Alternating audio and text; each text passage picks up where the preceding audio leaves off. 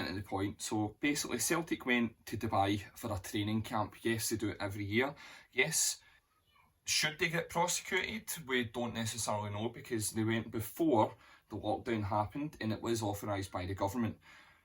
However, since that trip, one Celtic player, of course, Christopher Julian, has tested positive for coronavirus, and due to that, 13 first-team players, apparently, have to isolate now, including the management, Neil Lennon and John Kennedy. So, going into this game against Hibs tonight, Celtic, yes, they had the right to go, but was it necessarily a necessity and a need to go? This has put Celtic into a massive position.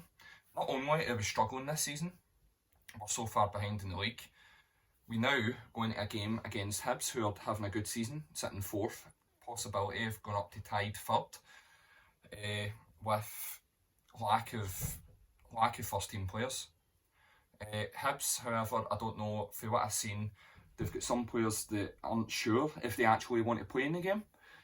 We'll just need to wait and see tonight to see what kind of team they field. However, this obviously causes a lot of stress for the Celtic fans, of course, thinking, why would you go to Dubai and put yourselves at risk and then having to isolate?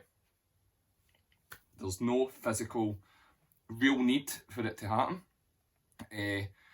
It's caused a bit more distress for Celtic Football Club, as well as the Celtic fans, who now most probably think, going into this game tonight, that we're going to drop more points, and which obviously, of course, can't happen. So what kind of team he fields tonight, we don't necessarily actually know. We'll need to wait till tonight. It could go both ways. It could go really bad with Gavin Stratton in charge. That won't exactly work out great. He'll probably be playing Among Us on his laptop or playing Football Manager, trying to actually be a manager. But we don't know what kind of team he's going to field, right? We don't know what players are exactly available, so we'll just need to find out tonight. This will give the opportunity for some players like Welsh, youngsters, to try and get a bit more impact. Mikey Johnson, hopefully, if he hasn't been one of the victims to, or hasn't been one of the players to be isolating. So hopefully that can give a bit of an opportunity to let them play their best and give an impact on the team, because that's the only thing that can really come out of it. But score prediction, I can't necessarily give an exact specific prediction. I will give my best to do so. I'm going to be optimistic and still say that Celtic will win tonight. Celtic will have the players from the fringes, from the youngsters, to come in and possibly do the job. It can happen. Look at Aston Villa, for example. Yes, they lost 4-1 to Liverpool, but Liverpool had a decent team out, and Aston Villa had a couple of youngsters, 16-year-olds, 17-year-olds. In fact, I think it was a 16-year-old Barry that actually scored against a decent Liverpool team. So it can happen. Now, the difference between Celtic and Hibs is maybe Celtic could put out some youngsters and it'll be not far off of Hibs quality. With all respect to Hibs, Celtic have got a lot of good youngsters coming through. Players, to be totally honest with you, that should possibly be getting more opportunities in the first team, regardless of the first team players isolating.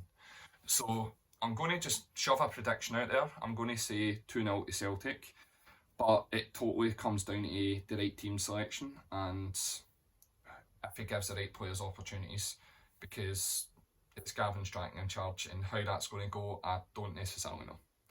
But no, when it comes down to it, the Celtic team should never have went to Dubai. Yes, they had the right to do so, but they didn't need to use that right to do so. It's created more... Fucking hell.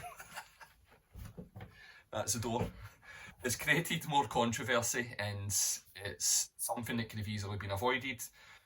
But I'm going for 2-0 and sticking by the team that is going to be fielded to do the job. Guys, hit like on the video, subscribe, and follow the Instagram and Twitter at Cast9TV if you're new to the channel, and keep up to date with any Celtic football videos and also gaming included.